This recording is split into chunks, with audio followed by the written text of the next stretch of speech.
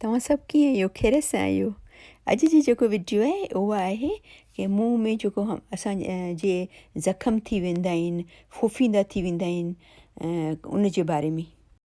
असांजी टंग में ज़बान में ज़ख़म थी वेंदो आहे, त उन जे बारे में ॻाल्हाईंदासीं। त उन जे लाइ कुझु घरेलू इलाज आहिनि, कुदरती इलाज आहिनि, जेको डॉक्टर्स बि मशवरो ॾींदा आहिनि, काफ़ी डॉक्टर। त उन जे बारे में ॻाल्हाईंदासीं। त पहिरीं इन जे बारे में ॻाल्हाईंदासीं त इहे असांजे मुंहं में छाजे लाइ पवनि था, इहे फुफींदा छाजे लाइ थियनि था, ज़ख़म छाजे लाइ थी था वञनि, इन जी वजह छा आहे, इन जो सबबु कहिड़ो आहे। त डॉक्टर्स चवंदा आहिनि त इहो घणो करे जॾहिं असांजो पेट सही कोन हूंदो आहे, पेट में गर्मी ज़्यादा हूंदी आहे, हाज़मो सही कोन हूंदो आहे, खाधो कोन हज़म थींदो आहे, एसिडिटी वारे माण्हुनि खे प्रॉब्लम थी वेंदो आहे, ऐं त उन जी ज़्यादातर इहा उन जी जेको सबबु आहे पेट जी ख़राबी आहे। त इन पेट जी गरमाइश खे कीअं सही कजे, एसिडिटी खे कीअं सही कजे। डॉक्टर्स चवनि था इन खां सभिनि खां बहितरीनु आहे इन जे लाइ करे तुखुमबाला। तुखुमबाला तमामु बहितरीनु शइ आहे। उनखे पाणी में विझी पुसायो 15-20 मिंट, पोइ उनखे पी वञो थधे पाणी में। ऐं ॿियो उन जो इलाजु आहे इसबगोल। इसबगोल बि तमामु हिकिड़ी मुफ़ीद शइ आहे पेट जे लाइ करे, ठीकु आहे, जेके सिलियम हस्क चवनि था इंग्लिश में। ऐं टियों आहे चिया सीड।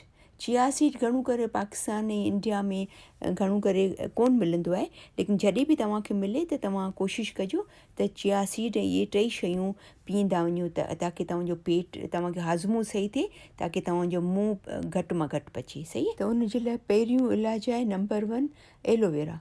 एलोवेरा हिकिड़ी तमामु बहितरीनु शइ आहे। उनखे थोरो पीसे कंहिं बि थां में, ऐं पोइ पंहिंजी आङिरी सां जिते जिते बि ज़ख़म आहे, ज़बान में आहे, मुंहुं में आहे, त उहो लॻायो। या त पोइ एलोवेरा खे पीसे उन जो पाणी ठाहे, पोइ उन सां तव्हां पूरे मुंहं में कुलियूं करियो, गुरड़ियूं करियो। पाण गुरड़ियूं कंदा आहियूं न, लेकिन बिल्कुलु सही तरह जिते जिते तव्हांजो ज़ख़म आहे, अगरि तव्हांजो हिन पासे ज़ख़म आहे त हिन पासे करियो, अगरि हिन पासे ज़ख़म आहे त पाणी खे हिन पासे खणी अचो, साम्हूं आहे त पाणी खे साम्हूं खणी अचो, जिते जिते तव्हांजो ज़ख़म आहे उते करियो, ऐं पोइ पाणी खे पोइ हारे छॾियो। तक़रीबन अधु गिलास तव्हां इहो सां गुरड़ियूं करियो, ठीकु आहे। ऐं इन जो ॿियो बहितरीनु घरेलू इलाजु आहे बेकिंग सोडा। बेकिंग सोडा हमेशह कोशिशि करियो पंहिंजे घर में रखंदा वञो। हीअ हिकिड़ी तमामु कम वारी शइ आहे, मुफ़ीद शइ आहे, ठीकु आहे न।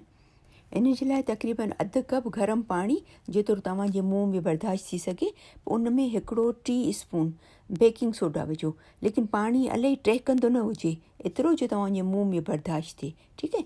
पोइ उनखे मिलाए पंहिंजे पाणी में सही तरह, पोइ उन जूं कुलियूं, उन जूं गुरड़ियूं करियो ॾींहं में 2-3 दफ़ा, ठीकु आहे न। ॿियो उन जो ॿियो तरीक़ो आहे कि तक़रीबन हिकिड़ो टीस्पून खणो बेकिंग सोडा पंहिंजे हथ में, ऐं पंहिंजे हथ में थां में ठाहियो या पंहिंजे तरी में ठाहियो। इहो ध्यानु कजो त तव्हांजा हथ साफ़ु सुथिरा हुजनि, सफ़ाई वारा हुजनि, ठीकु आहे। ऐं पोइ पंहिंजे तरी ते रखी बेकिंग सोडा, उन में थोरो पाणी मिलाए पेस्ट ठाहे, पोइ इहा आङिरी ते हणी, पोइ जिते जिते तव्हांखे मुंहं में ज़ख़म आहे, ज़बान ते ज़ख़म आहे या मुंहं में ज़ख़म आहे, त इहो हणो। इन जो ॿियो तरीक़ो इहो तव्हां पेस्ट बि हणी सघो था, ऐं इन जूं गुरड़ियूं बि करे सघो था। ऐं टियों इलाजु आहे लूण जो पाणी। जीअं हमेशह पाण गलो पंहिंजो ॾुखंदो आहे, सूरु हूंदो आहे गले में, पोइ पाण गुरड़ियूं कीअं कंदा आहियूं, गले में गॉगल्स कंदा आहियूं। इन साॻूणी तरीक़े सां अधु गिलास पाणी जो खणो, एतिरो गरम हुजे जेको तव्हांजे मुंहं में बर्दाश्त थी वञे, उन में हिकिड़ी टीस्पून लूण जो विझो, ऐं पोइ उनखे सही तरह मिलायो, पोइ उन जो गुरड़ियूं करियो, ठीकु आहे न। सही तरह बिल्कुलु बि फस्ट क्लास तरीक़े सां पूरे मुंहं में गुरड़ियूं करे, ऐं पोइ उनखे उछलाईंदा अचो तक़रीबन अधु गिलास पाणी जेतिरो, सही आहे, ॾींहं में 2-3 दफ़ा। नंबर 4 चोथों घरेलू इलाजु शहद, हनी, जेके पाण माखी चऊं था, लेकिन इहो ध्यानु कजो कि माखी असली हुजे, ठीकु आहे। माखी खे थोरो पंहिंजे आङिरी में ॿोड़े, हथ साफ़ु करे पोइ आङिरी में ॿोड़े, पोइ जिते जिते तव्हांजे मुंहं में, ज़बान में जिते बि ज़ख़म हुजे, उहा माखी खे लॻायो, ठीकु आहे। माखी जेको आहे उन जॻह ते जरासीम खे, बैक्टीरिया खे मारे थी। हिन में एतिरी एबिलिटी आहे, हिन में एतिरो असरु आहे, जेको उन में जेको पंहिंजे मुंहं में बैक्टीरिया थी था वञनि, उनखे मारे थी माखी। ऐं हिन जो इस्तेमालु करण जो बि इहो तरीक़ो आहे त हिकिड़ो गरम पाणी जो कप खणो, उन में माखी मिलाए, ऐं पोइ जीअं पाण चांहि पीअंदा आहियूं ईअं पी वञो, त उहो बि तमामु घणो बहितरीनु आहे, तव्हांजे वात जे ज़ख़्मनि जे लाइ तमामु सुठी शइ आहे। नंबर 5, पंजो नंबर खोपरो, कोकोनट, जंहिंखे पाण सिंधी में खोपरो चऊं था, ठीकु आहे न।